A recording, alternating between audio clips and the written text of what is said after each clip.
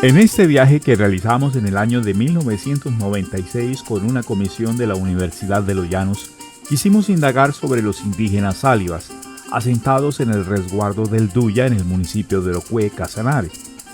La vía que se escogió para llegar a nuestro destino fue por la ruta del amanecer llanero que conduce hacia Puerto López, Puerto Gaitán, San Pedro de Arimena y las trochas de la Altillanura hasta llegar al Porvenir, un centro poblado puerto sobre el margen derecho del río Meta, donde el afluente marca el límite entre los departamentos del Meta y Casanare.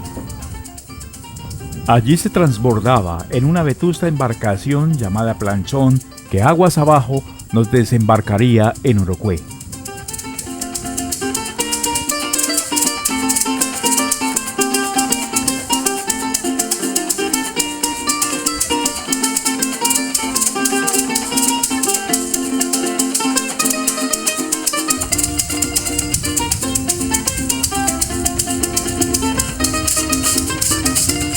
Los sálivas eran una nación del Barraguán, provincia que se extendía a lo largo del río Orinoco.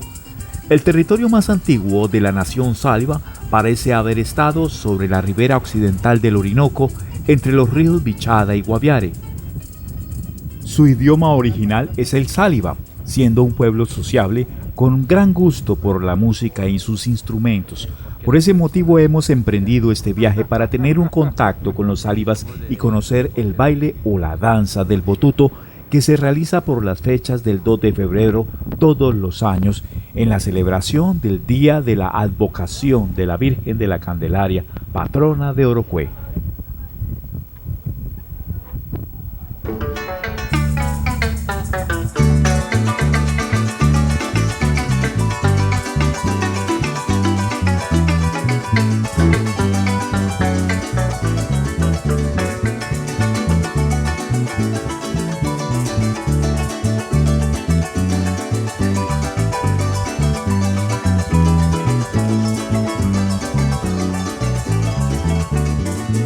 El nombre de Orocué viene de la lengua indígena yaruro y significa lugar de descanso. Nunca se derivó de las palabras oro y cuero, pues jamás hubo minas de oro en esa región. Orocué es un pueblo que surgió a partir de la fundación jesuítica de San Miguel de Macuco y se fundó oficialmente a partir de 1850 con los indígenas sálivas y colonos españoles. El poblado también fue un puerto internacional, donde llegaban vapores por la ruta Océano Atlántico-Río Orinoco, arribaban con mercancías traídas del extranjero y de regreso se exportaban cueros, pluma de garza, entre otros recursos naturales.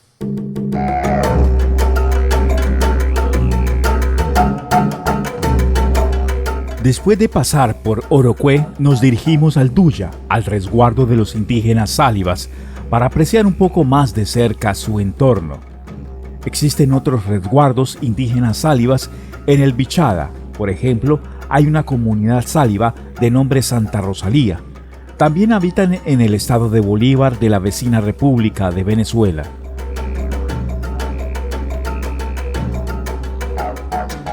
En la época de la conquista española, la nación caribe, etnia que se distinguía por ser una raza guerrera bastante hostil, venía cazando y extinguiendo a los sálivas, que eran un pueblo pacífico. Llegados los jesuitas, fundaron varias haciendas en el territorio de los llanos del Orinoco. Entre estas fundaciones estaba la de San Miguel de Macuco, muy cerca de donde hoy se localiza Orocué. Una tribu de sálivas, huyendo de los ataques de los caribes, buscando alguna protección, se resguardaron en la hacienda jesuítica. Allí los sacerdotes de la comunidad los acogieron, los evangelizaron y les enseñaron varios oficios como la carpintería, la herrería, la ganadería, entre otros. Desde antes de la época prehispánica, los sálivas han demostrado gran dedicación por la agricultura, en especial los cultivos de yuca y maíz. Posteriormente, bajo la tutela de los jesuitas, cultivaron especies introducidas en el siglo XVIII como el plátano, la caña, el arroz, el café y una amplia variedad de frutales, además de la ganadería y la producción de especies menores.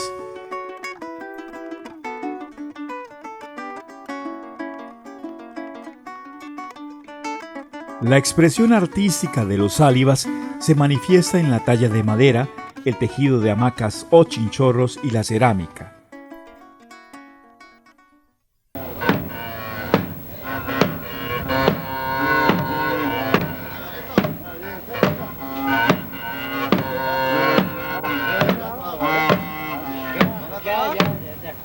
La música y el baile también han hecho parte de las expresiones culturales del pueblo sáliva y hasta nuestros días se han mantenido vigente, como lo demuestran todos los años sobre la celebración de la fiesta en honor a la Virgen de la Candelaria con su colorido, sonoro y vistoso baile del botuto.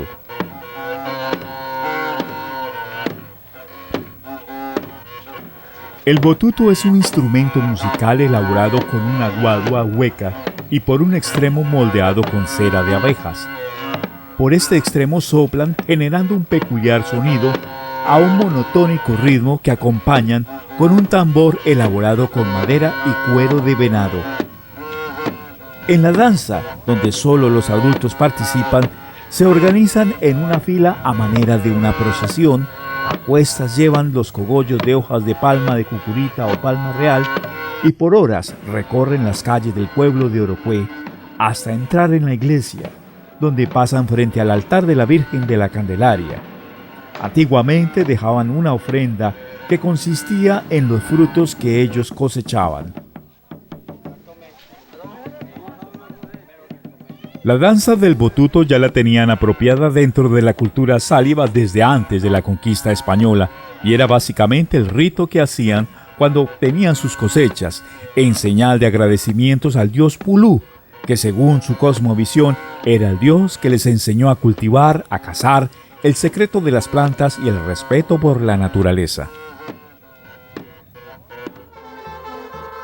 Posterior a la expulsión y salida de los misioneros jesuitas de las haciendas, mucho después llegaron allí los padres de la comunidad de agustinos recoletos a hacerse cargo de la misión de San Miguel de Macuco.